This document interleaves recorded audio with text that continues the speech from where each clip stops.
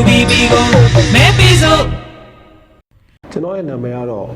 ဦးမျိုးမင်းမင်းထွန်းဖြစ်ပါတယ်ခင်ဗျာကျွန်တော်ဝင်ရောက်ရှင်ပြိုင်မဲ့မဲဆန္ဒနယ်ရတော့လှည်းကူးမြို့နယ်ပြည်သူ့လွှတ်တော်ကိုယ်စားလှယ်လောင်းအနေနဲ့ဝင်ရောက်ရှင်ပြိုင်မှာဖြစ်ပါတယ်ခင်ဗျာကျွန်တော်ပြည်ကြရေးကျင့်ရတော့ကျွန်တော် BSc Zoology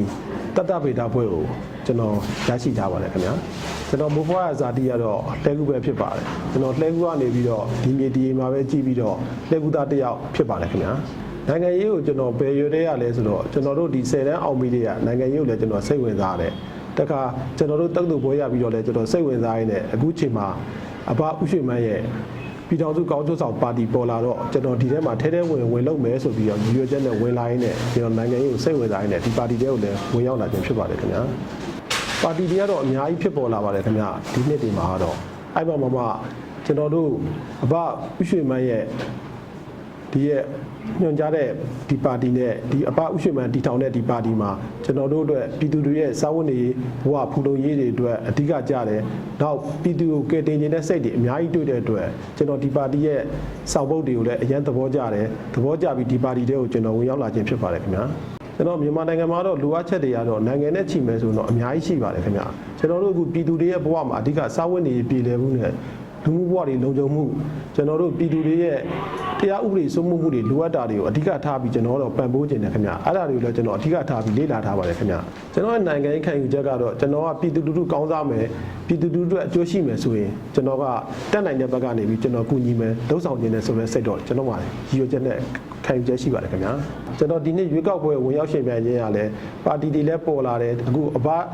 ဥရွှေမန်းတီထောင်တဲ့ပြည်တော်စုကောင်းကျိုးဆောင်ပါတီမှာလည်းဒီလိုအလားအလာတွေရှိတဲ့အခါကျတော့ကျွန်တော်ကလည်းကိုတက်နိုင်တဲ့ဘက်ကကျွန်တော်ဒီပါတီကလည်းပါတီသစ်ပေါ့ခင်ဗျာပါတီသစ်ဆိုတဲ့အတွက်ကျွန်တော်တို့ကဒီပါတီသစ်မှာကျွန်တော်ဝင်ရောက်ရှင်ပြိုင်ခွင့်ရခွင့်အနေထားလည်းပေးတဲ့အတွက်ကျွန်တော်ဝင်ရောက်ရှင်ပြိုင်ခြင်းဖြစ်ပါတယ်ခင်ဗျာဟုတ်ကဲ့လှည်းကူးကကျွန်တော်တို့ပြည်သူတွေနဲ့လိုအပ်ချက်တွေကတော့သူတို့ကတော့ပြည်သူတွေကအဓိကစားဝတ်နေရေးပြည်လဲဖို့ဥတီပါတယ်ခင်ဗျနောက်ပြီးတော့တက်ငယ်မနေမှုတွေတက်ကြီးမနေမှုတွေဒီအိုက်ပြဿနာတွေမှာမူတည်ပြီးတော့ပြည်သူတွေကစိုးရိမ်ကြောင်းကြမှုတွေရှိတယ်ခင်ဗျအဲ့ဒါတွေကိုလည်းကျွန်တော်တို့ဒီပါတီကအစွမ်းကုန်ဖြည့်ဆည်းပေးနိုင်မယ်စူးစမ်းပေးနိုင်မယ်လို့ကျွန်တော်ထင်ပြီးတော့ဒီပါတီကနေကျွန်တော်ဝင်ရောက်ရွေးချယ်ခံခြင်းဖြစ်ပါတယ်ခင်ဗျတက်ငယ်မနေနဲ့ပတ်သက်လို့ကတော့အခုကျွန်တော်တို့ကြားသိထားရတဲ့အနေအထားမှာဆိုလို့ရှိရင်တော့မိသားစုတစ်ခုမှာကလေးလူမမယ်ကလေးတွေကအရွယ်မရောက်သေးပဲနဲ့ဒီမူကြိုဆင်းလောက်မှာအစဒီလိုမျိုးတွေပြဿနာတွေဖြစ်တဲ့အခါကျတော့မိသားစုတွေကကိုယ့်ရဲ့တာသမီကိုထားပြီးသွားလို့မရပတ်ဝန်းကျင်ကိုလည်းစိတ်ချလို့မရတဲ့အနေအထားတွေဖြစ်နေပါတယ်ခင်ဗျာအဲဒါကြောင့်မို့ကျွန်တော်ကဒီဥစ္စာတွေကိုလည်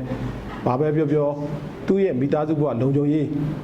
တရားဥပဒေစိုးမိုးရေးတွေအတွက်လိုအပ်မယ်လို့ကျွန်တော်ထင်ပါတယ်ခင်ဗျာပရာဟိတနဲ့ပတ်သက်လို့ကတော့ကျွန်တော်တို့ကတော့မြို့ပေါ်အနေထားနဲ့ကျွန်တော်စွန်းစားစိမ်းကြီးလောက်ပွဲတွေကျွန်တော်တို့လုပ်ခဲ့ပါတယ်ခင်ဗျာကျွန်တော်တို့မလွန်ဆန်လူအသင်းမှာဆိုရင်လည်းကျွန်တော်ဝင်ရောက်ပြီးတော့ပါဝင်ခဲ့ပါတယ်ခင်ဗျာကျွန်တော်တို့အခါအားလျော်စွာပေါ့ကျွန်တော်တို့မြို့မှာအနေထားအရလိုအပ်ချက်တွေရှိတယ်ဆိုရင်ကျွန်တော်တို့တက်နိုင်တဲ့ဘက်ကပရာဟိတလုပ်ငန်းတွေအများကြီးကျွန်တော်ဆောင်ရွက်ခဲ့ပါတယ်ခင်ဗျာမြို့နယ်လုံးဆိုင်ရာငါးတက်ကြီးဖရာကြီးပဲဆိုတာကျွန်တော်တို့လှည့်ကူးမှာအထင်ကြီးရပါတယ်ခင်ဗျာအဲ့မှာဆိုလည်းတက်စင်တဲ့တိုင်းကျွန်တော်တို့ကစတုတီတာကျွေးပါတယ်ခင်ဗျာကျွန်တော်ဒီ2020ရွေးကောက်ပွဲမှာကျွန်တော်အောင်မြင်နိုင်မယ်လို့ကျွန်တော်မျှော်လင့်ထားပါတယ်ခင်ဗျာကျွန်တော်အောင်မြင်လာလို့ကျွန်တော်ရွေးကောက်ခံကိုယ်စားလှယ်တယောက်ဖြစ်လာမယ်ဆိုလို့ရှိရင်ကျွန်တော်ဒီကျွန်တော်တို့မျိုးနယ်မှာရှိတဲ့ပြည်သူတွေရဲ့စားဝတ်နေရေးအဓိကကျန်းမာရေးတွေကိုကျွန်တော်တို့ကတော့လေ့လာပြီးတော့ကျွန်တော်တို့အဲ့ဒါတွေအဓိကထားပြီးပံ့ပိုးပေးမယ်လို့ကျွန်တော်ကတော့ယူဆထားပါတယ်ခင်ဗျာဂတိပေးတာဆိုတော့စားဝတ်နေရေးပြည်လဲအောင်တော့ကျွန်တော်ဖန်တီးပေးခြင်းပါတယ်ခင်ဗျာဂတိလည်းပေးနိုင်ပါတယ်ခင်ဗျာကျွန်တော်တို့ကတော့အခုချိန်မှာကတော့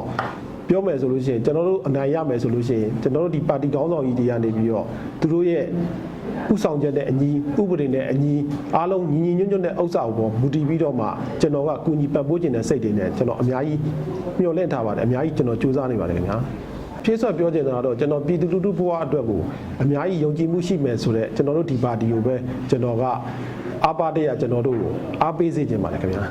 ပူပြီးတော့ပြောင်းလဲဖို့ UBB ကိုမဲပေးစို့